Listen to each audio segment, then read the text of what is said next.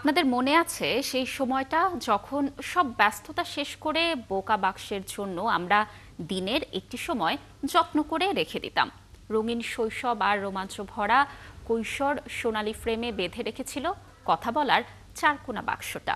বিশ্ব টেলিভিশন দিবসে সহকর্মী ফারহানা ন্যান্সি আপনাদের মনে করিয়ে দিতে চায় ৯০ দশক থেকে বিংশ শতাব্দীর বোকা বাক্সের আবেগের খেরোখাতা। আরেকটা স্বপ্ন পুরো হবে, মানে সেই আজকে আমার নাম ধরে ডেকেছে। বোকা বাক্সের সেই সময়টা সাদা কালোতে আমাদের মস্তিষ্কে ধরা দেয়, তবে হৃদয়ে ধরা দেয় সোনালী ফ্রেমে। স্বপ্ন হলো সত্যি, ইটের পর ইট। ৯০-এর দশক থেকে বিংশ শতাব্দী বোকা বাক্স আমাদের জন্য কত কি নিয়ে অপেক্ষা করত। আমরা নিয়ম করে সব কাজ শেষে বোকা বাক্সের সামনে হাজির হতাম। আমার ধারণা তুমি পাগল হয়ে যাচ্ছ। আমারও তাই ধারণা।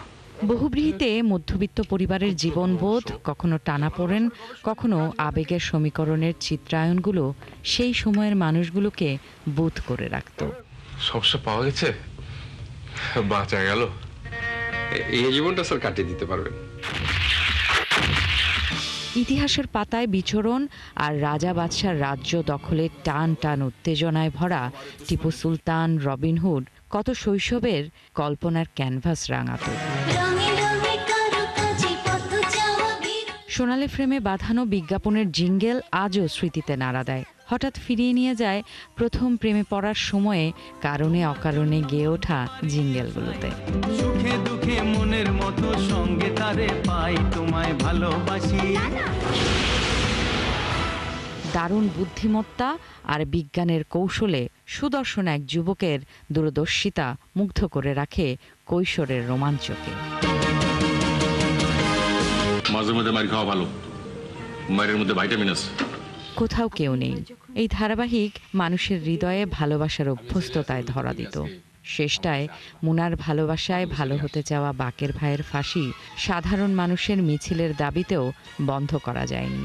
শেষ পর্যন্ত কাঁদিয়ে যায় লাখো দর্শককে।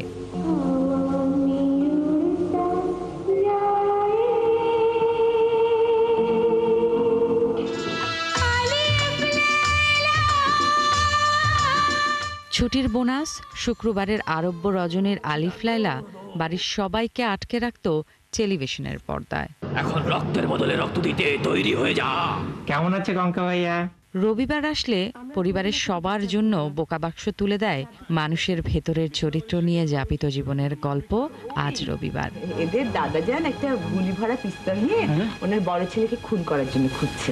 এর মধ্যে গুলি ছিল না, কখনো থাকেও না। কিংবা বন্ধন ধারাবাহিকের সাথে নিজেদের জীবনের না বলা অনুভূতিগুলো খুব সহজে মিলিয়ে নিত। চিন্তায় যেতে ছিল, এটা আওয়াজ দিলে তো পারতি, নাকি পার্সেন্টেজ পাচ্ছা?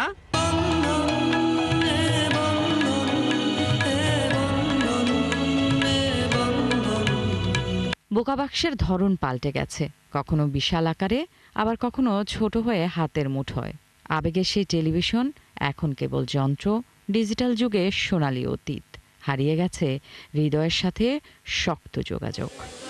ফারহানা ন্যান্সি, ৭১, ঢাকা।